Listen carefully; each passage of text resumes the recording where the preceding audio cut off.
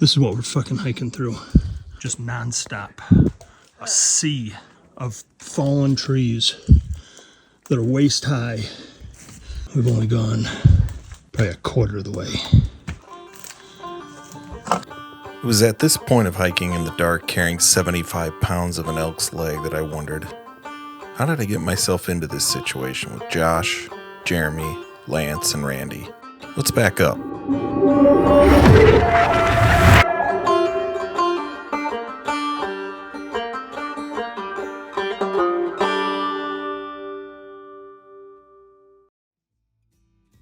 It all started when my friend Josh sent me a message asking if I wanted to go on an elk hunt, take some pictures. Last time I said yes to something like this, I ended up in India for 10 days. After saying yes, the following weeks were full with acquiring gear, training, and preparing mentally for what was one of the most mentally, physically, and rewarding trips I've ever been on. I've been thinking a lot about this idea that I heard from Van Neistat about having a tolerance for uncertainty. Richard P. Feynman says it best. I can live with doubt and uncertainty and not knowing. I think it is much more interesting to live not knowing than to have answers that might be wrong. If we will allow that as we progress, we remain unsure, we will leave opportunities for alternatives. We will not become enthusiastic for the fact, the knowledge, the absolute truth of the day, but remain always uncertain. In order to make progress, one must leave the door to the unknown ajar.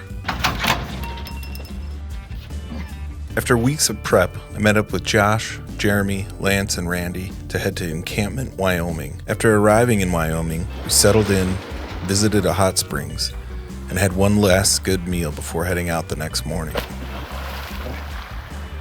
We woke up early, studied maps with our local connection Par, and headed out. The group split up and I headed out with Lance, who was hunting bear. That first half hour was filled with excitement and the fear of the unknown. Did I train enough? Did I bring enough batteries? Is my gun loaded? I felt great until that first uphill climb. I'm fucked. The stair stepper at the YMCA wasn't nearly enough. There's no way I could have prepped to be able to hike through all of the deadfall that we encountered in the woods. We passed through the eerie calm of the woods, looking for bear, looking for elk, and more importantly, trying not to give up. After we made it to the top of a ridge, we entered into a magical part of the forest that was straight out of a Lord of the Rings book. Alan Watts describes the forest like this. If you go off into a far, far forest and get very quiet, you'll come to understand that you're connected with everything, that every little insect that comes buzzing around you is a messenger, and that little insect is connected with human beings everywhere else. You can hear. You become incredibly sensitive in your ears, and you hear far-off sounds. And just by the very nature of isolating yourself and becoming quiet, you become intensely aware of your relationship with everything else that's going on.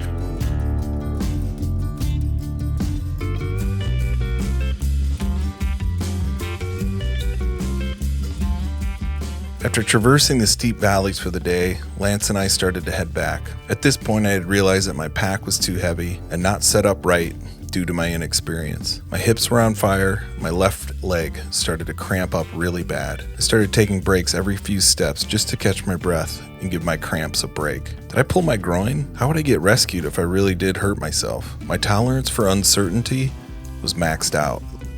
Little did I know that this was just a warm-up, and the next time out was going to push me to every limit I had ever been, both mentally and physically.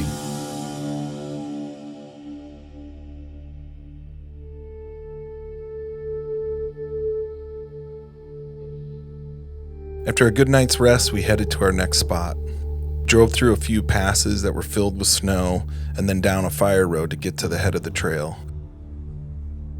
I felt good and was surprised at my rapid recovery. I ditched most of my pack and was ready for what was next. We split up again and I headed out with Jeremy and Lance. The day started off with some nice groomed trails and I even spotted a bald eagle. I was excited until we headed up the mountain, through the deadfall, and once again, I thought, I'm fucked.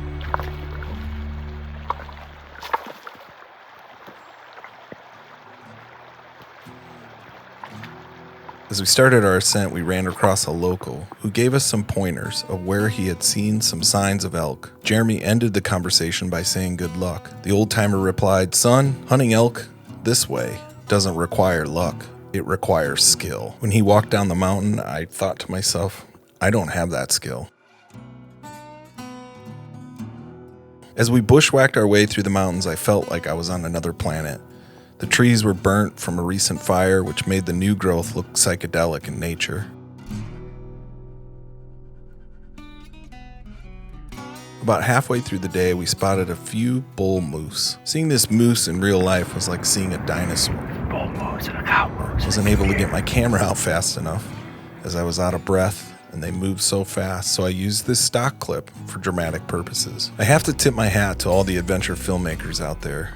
Not only is your pack full of essentials, it is full of batteries, cameras, tripods. I have a newfound respect for you and your craft. After no luck spotting any elk and 7 miles of up and down hiking, we started to head back to the truck. I had been preserving my water all day, and with the news of heading back, I took a huge chug of water as I was starting to feel dehydrated. My relief of hearing the news was cut short when Jeremy's InReach satellite received a text from Josh that he had killed an elk and he needed us to head his way to help pack it out, and we needed to get there fast as it was getting dark. I asked the guys how far it was. "It's just up over the ridge on the other side of the valley." Little did I know that up over the ridge was 5 miles away.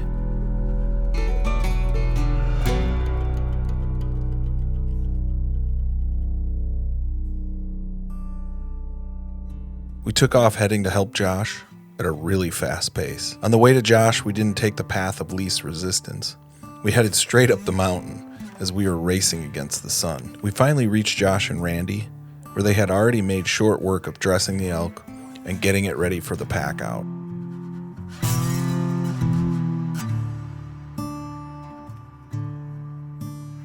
Right, we did not take the right route out here. At this point, the sun had set, and once again my body and my mind was telling me that I was fucked. Josh turned to me and said this is going to be the worst day of my life, as I had to strap one of the 75-pound legs to my backpack. It was going to be a long hike back to the truck. I was genuinely scared. I had reached my ceiling of physical and mental capacity about 3 miles back. As I lifted the quarter on my back, I thought, fuck.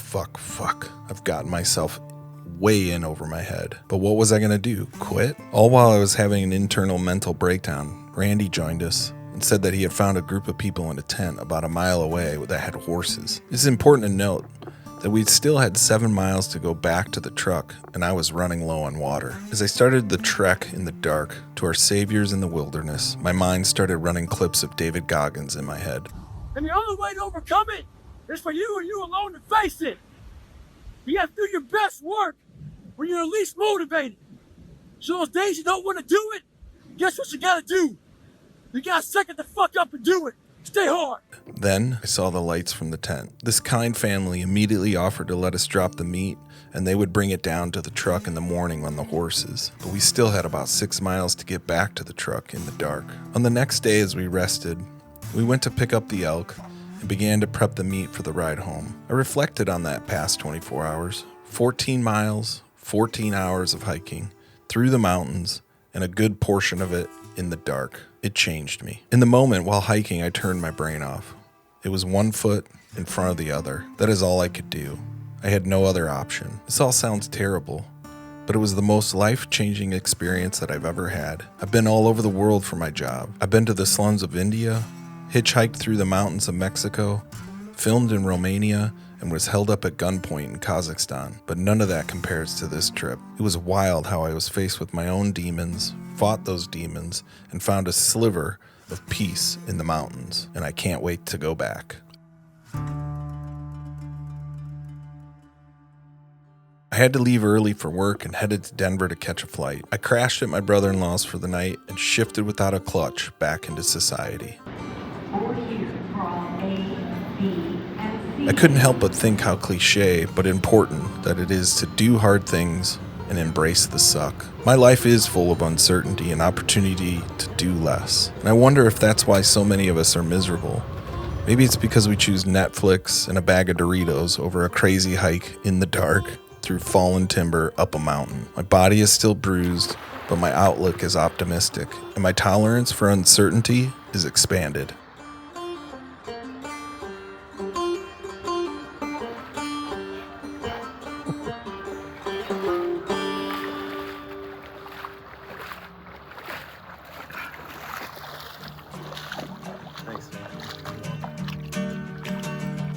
Yeah, when I was only 17, I could hear the angels whispering.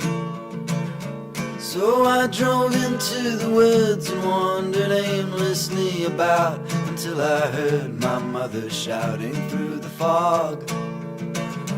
It turned out to be the howling of a dog, or a wolf to be exact. The sound sent shivers down my back, but I was drawn into the pack, and before long they allowed me to join in and sing their song. So from the cliffs and higher still, yeah, we would gladly get our fill, howling endlessly and shrilly at the dawn. And I lost the taste for judging right from wrong, for my flesh had turned to fur, yeah, and my thoughts they surely were turned to instinct and obedience to God.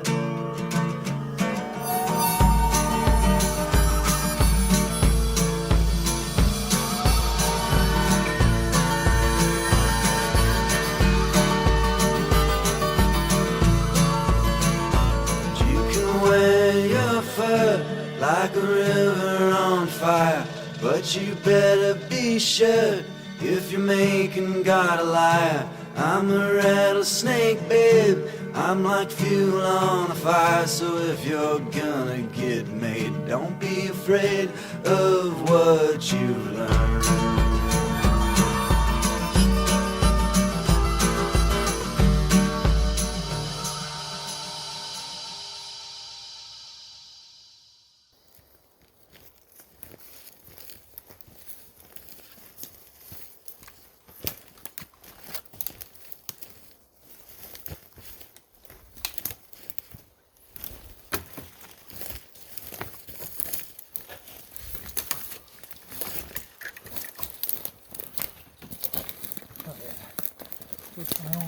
Oh.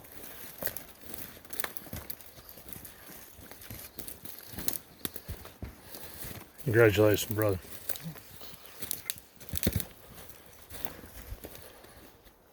Oh. Heck yeah. Good shot.